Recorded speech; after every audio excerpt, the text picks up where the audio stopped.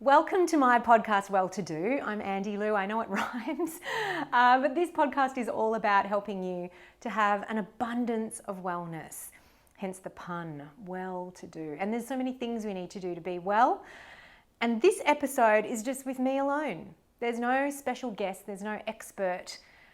And it's probably the first time it is the first time I've ever done this on my own. And that is because it's a topic that I have been putting off sharing for a long time until today. I just decided to dive right in and talk about breast implant illness. I said it. Even just giving it a name and owning it is really difficult for me. Poured myself a glass of water and basically have sculled the whole thing. It's important to hydrate, but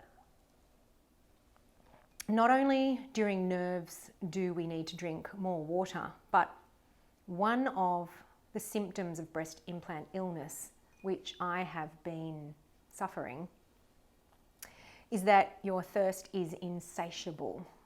There are so many different things that I want to share with you about this journey that I have been on, and I've not known where to start. Reason being is because, and you can just hear how breathy I am. This is just probably the hardest thing I've ever done publicly. But I feel compelled to share it with you because I am a wellness expert and I have been teaching wellness for 30 years. It's my life's work and passion. It's my calling to help you and the world live a better quality of life naturally.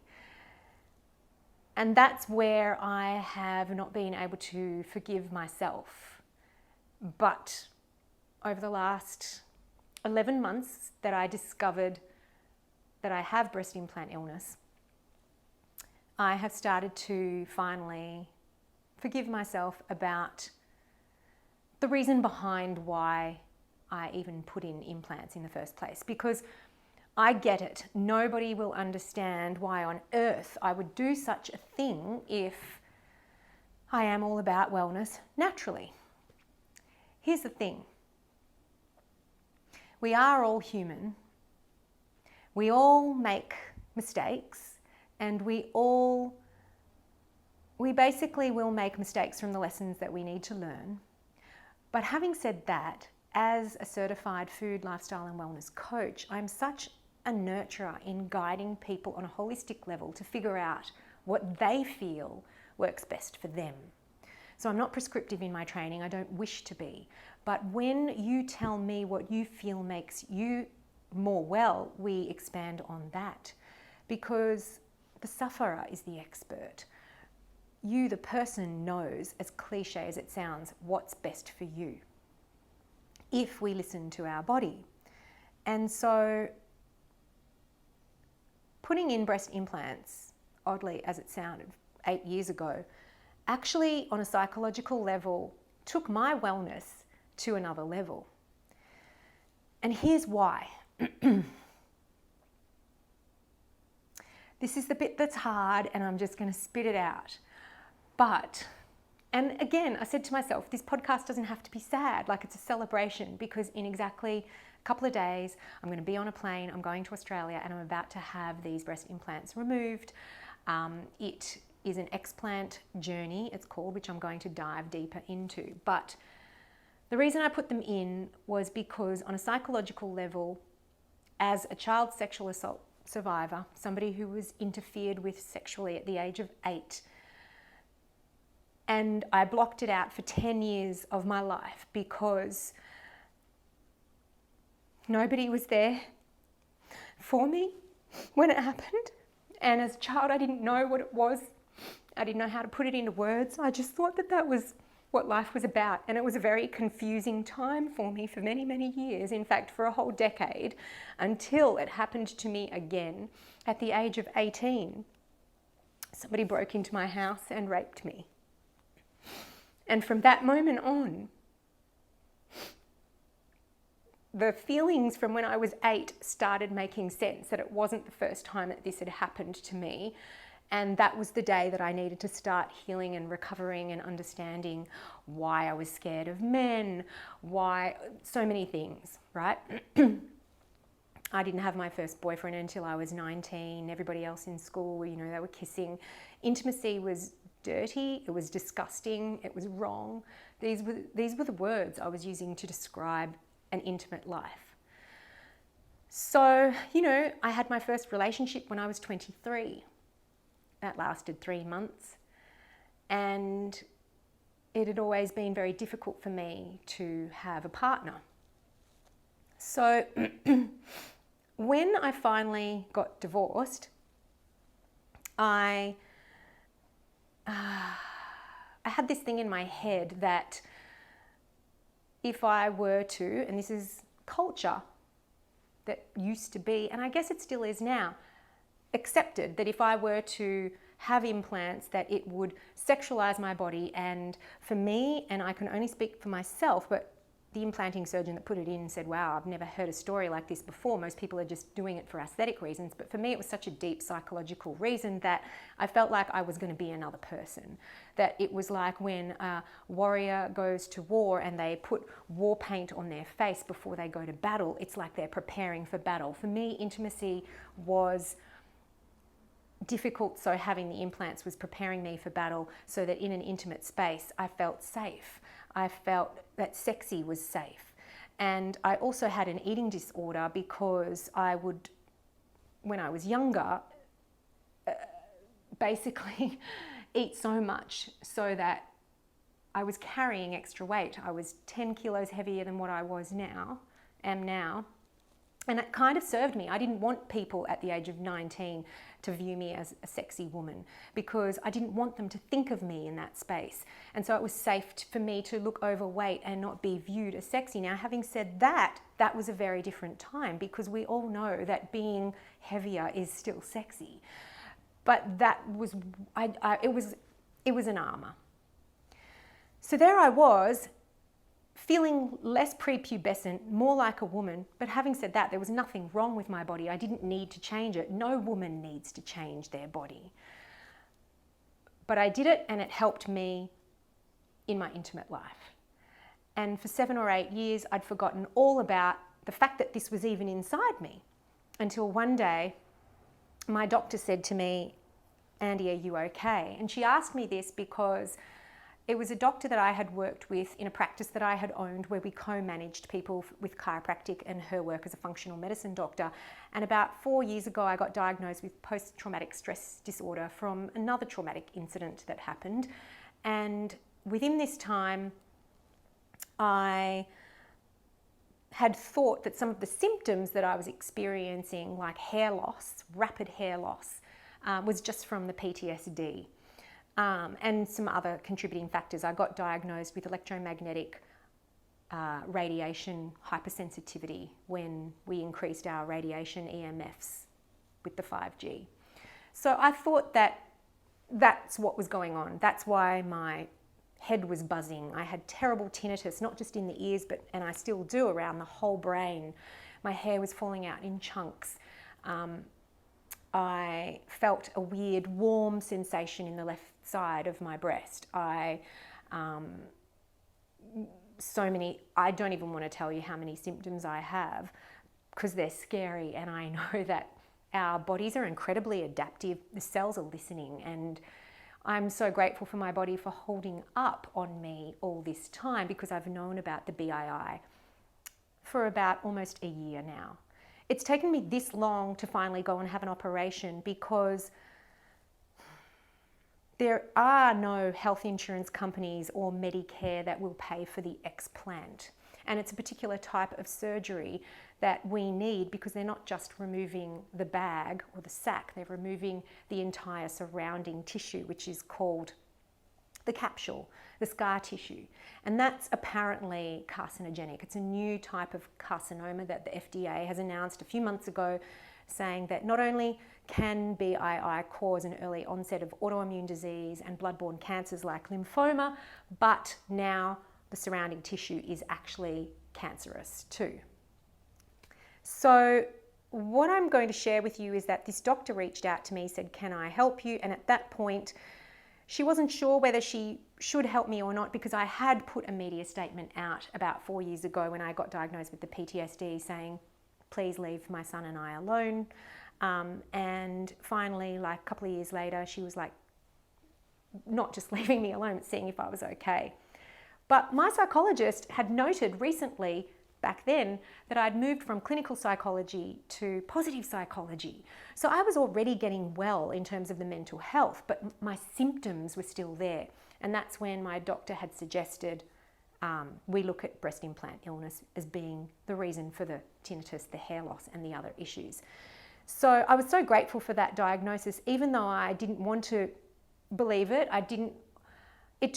It was like, no, no, this isn't happening, because I'm a single mum. I've got to provide. I don't have time to now address this. I don't have the money. I just wasn't ready. But I went and addressed it anyway. And I went on a huge journey of discovering the right surgeon. So this is a whole nother podcast. But what I want to share with you is that the surgery that I've opted to do is called complete capsulectomy, or en-bloc surgery, ENBLOC, and it removes very delicately, like taking the surrounding scar tissue, which is like an eggshell around the egg, that is all removed in one go, or tried to at least, because sometimes there can be an undetected rupture or fold, which then becomes a tear or a rupture, and the mass needs to come out together as one, just in case. And then they cut open the scar tissue and inspect what is going on. So I guess that was really important to me, that if I was going to remove it, that I was going to do it properly, like get everything out.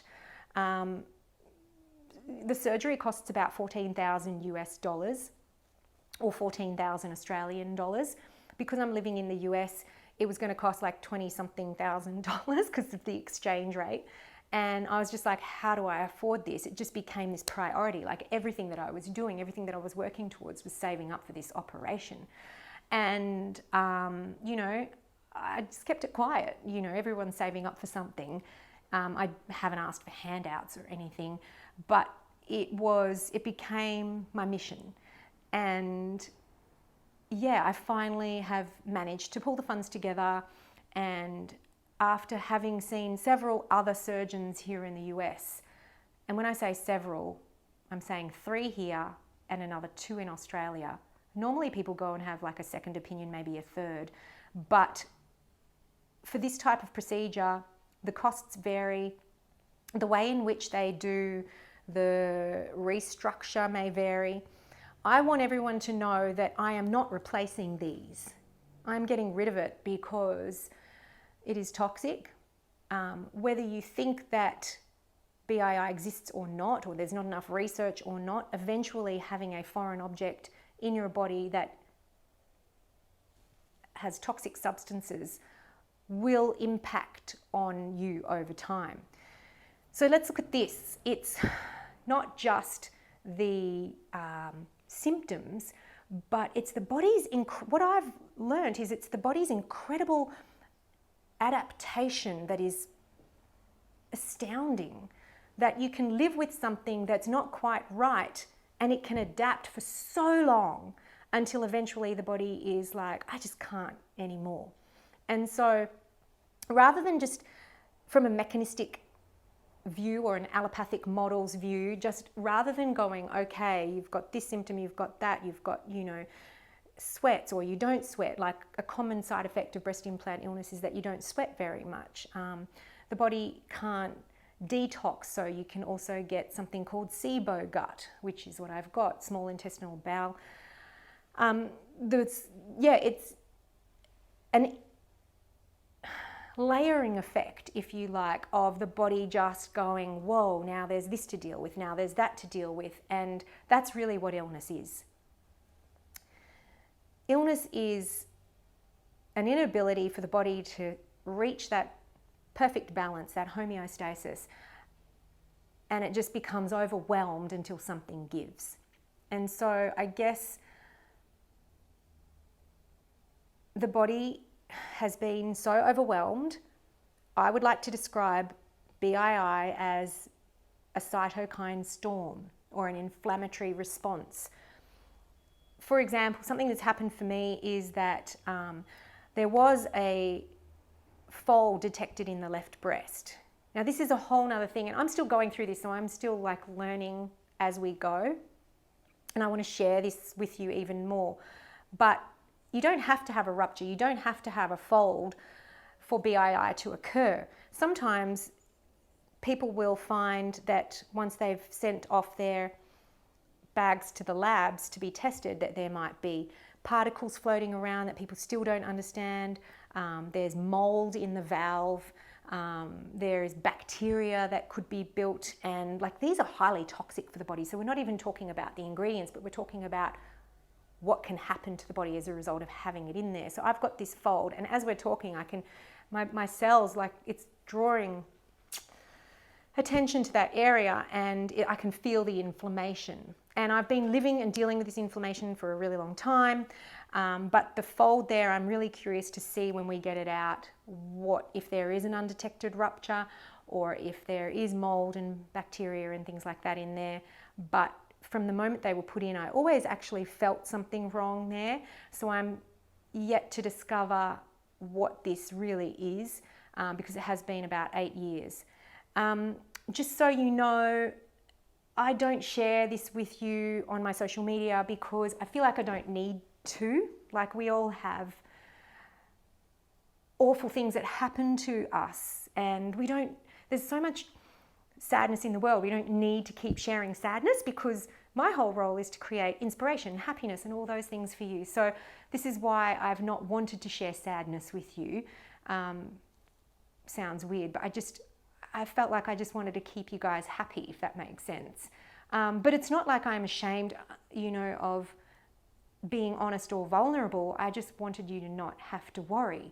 But then I realized, no, this is really important. We need to, since I started slowly drip feeding it to you in my social media, I realized that a lot of women were considering putting them in, and I'm so glad that I told them about it, because hopefully you won't now.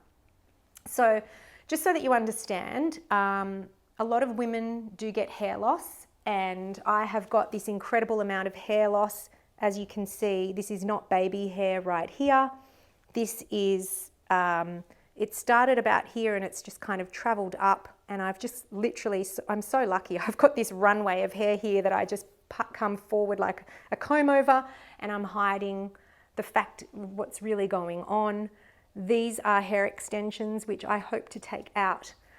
This side is actually worse. Can you see these hair extensions are in? But there are parts there that are really bald. And I'm so looking forward to seeing how healthy I can be again. So this is part 1 of the breast implant illness journey. There's so much more to share with you. I'm excited about the new body that I'm going to have, with the potential of, healing and repairing and detoxing. And I call it getting ready to shed. I can't wait to just be free to be me and finally be the woman that I've always wanted to be, and without the old narrative that I carried for decades, and feel empowered in who I am, owning my scars, and being the healthiest version of myself, which is what I'm all about. I really hope this has inspired you. I know that it won't give you all the answers to everything. I know I can't. I can only give it to you in bite-sized pieces too. But please send me questions in the comments so that we can have them answered publicly and other people can learn from my answers. Please do reach out to me privately if you don't want to be public about it. And also know that I'm here to coach you, I'm here to support you, whatever it is that you need. Let's be in this together. But if you are a male and you know of a female that is considering surgery or is feeling certain types of symptoms that are BII related, please support her, and I can point you to the right direction in terms of where the best resources are to learn more about breast implant illness. So on that note, thank you so much for joining me on Well To Do, and I hope to hear from you very soon.